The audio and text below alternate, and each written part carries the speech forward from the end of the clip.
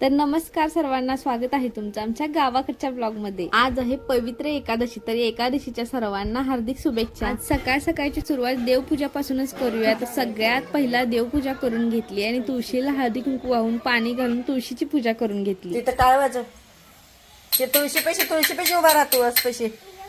हा, चप्पल काढून उभा राहायचं बाळा। हा तुळशी पैसे तिथं, हा वाजव टाळ। विठ्ठला म्हण की, विठ्ठल विठ्ठल म्हण की।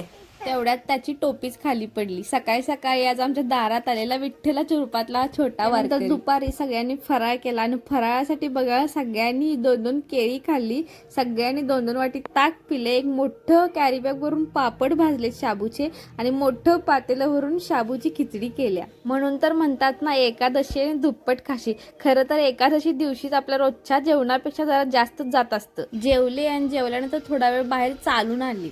जेवल्यानंतर ना दुपारी वाडीला गेलेलो आणि वाडीचं पाणी ना अचानक खूप जास्त वाढले। महाप्रसाद रोज बनवतात तेवढाच जास्त बनवलेला आणि पाणी अचानक वाढल्यामुळे महाप्रसाद खूप जास्त शिल्लक राहिलेला। म्हणून तिथे दर्शनासाठी येणाऱ्या प्रत्येक भाविकांना त्यांनी बोलावून जेवायला घालत होते। आणि आजचा दिवस ना खरंच खूप खास होता, कारण येताना ना वाटेत प्रत्येक गावामध्ये छोट्या छोट्या मुलांच्या ज्या सुंदर वाऱ्या पाहायला मिळाल्या, प्रत्येकाच्या तोंडातून जो विठ्ठल रुक्माईचा जयघोष निघत होता आणि प्रत्येकाच्या हातातले जे टाळ मृदुंगाचा जो आवाज ऐकू येत होता आणि लहान मुलांच्या चेहऱ्यावरील जो निरागस आनंद, ते सगळं पाहून ना खरंच खूप मन भारावून गेलं। आणि खरंच अशा उपक्रमांमुळे ना आपल्या परंपरेची ओळख लहान मुलांना होती। आणि मंडळी, आजच्या छोट्या वारकऱ्यांची ही वारी तुम्हाला कशी वाटली कमेंट मध्ये नक्की सांगा बरं का। तर चला, आजसाठी एवढंच, भेटूया पुढच्या व्हिडिओ मध्ये, तोपर्यंत धन्यवाद।